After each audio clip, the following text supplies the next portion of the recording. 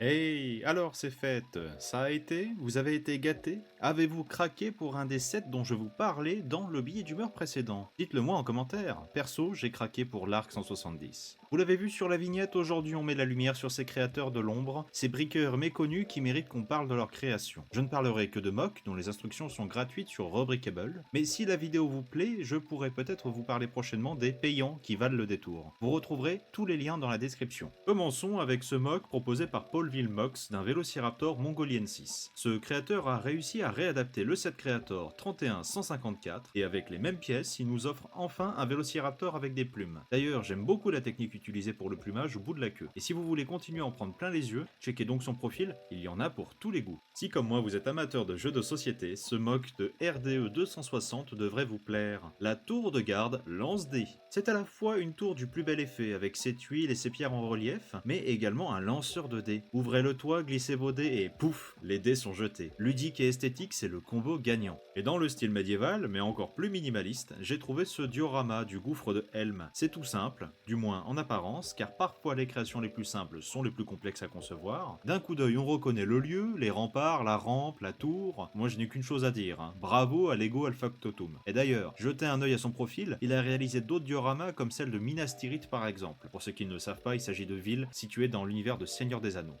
Petit instant digression, si vous aimez ce que je fais, abonnez-vous, c'est gratuit pour vous et moi ça m'aide énormément. Revenons à nos moutons, ou plutôt à nos Lego. Vous vous sentez l'âme d'un aventurier, d'un survivaliste, ce mock est fait pour vous. Le TIE Bomber échoué de Mirage Underscore. Basé sur le 775-347 de 2023, on a là une scène originale et dépaysante. Le créateur a même écrit une petite histoire que je m'en vais vous lire. Voici un cadet de la marine impériale, fervent croyant au dogme de son régime bien-aimé, qui a travaillé dur pour intégrer le corps d'élite des pilotes taille. Mais si le pilote vit pour l'Empire, l'inverse n'est pas vrai. Abattu au-dessus d'un monde isolé, il était moins coûteux de le laisser sur place que d'organiser une mission de sauvetage. À ce jour, le pauvre pilote attend toujours ses camarades, dans le seul abri qu'il a pu trouver, la carcasse de son vaisseau désormais immobile. Il ne peut qu'attendre et lever les yeux. Ils ne l'ont sûrement pas oublié, ils prennent juste leur temps, n'est-ce pas? J'aime vraiment l'esprit de ce mock, avec un beau travail sur la végétation et la roche, mais surtout l'aménagement du vaisseau comme lieu de vie du pilote. Et pour finir, je vous propose de revenir en 1989 avec cette Batwing réalisée par Snot.